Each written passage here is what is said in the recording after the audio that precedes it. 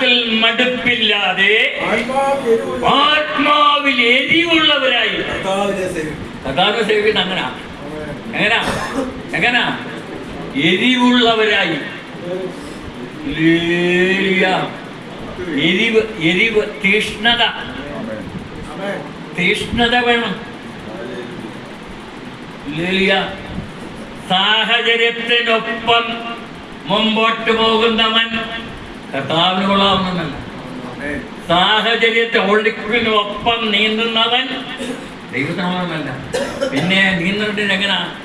എതിരായിട്ട്, ഒഴുക്കിനെതിരായിട്ട്, സാഹചര്യങ്ങൾക്കെതിരായിട്ട്, നിയമങ്ങൾ നിനക്ക് വിരോധമായിട്ട് വരുമ്പോൾ അതിനോട് ചേർന്ന് പോകാനല്ല, പിന്നെയോ അതിനെ എതിർത്ത് നിൽക്കുക. Hallelujah, hallelujah, hallelujah, hallelujah.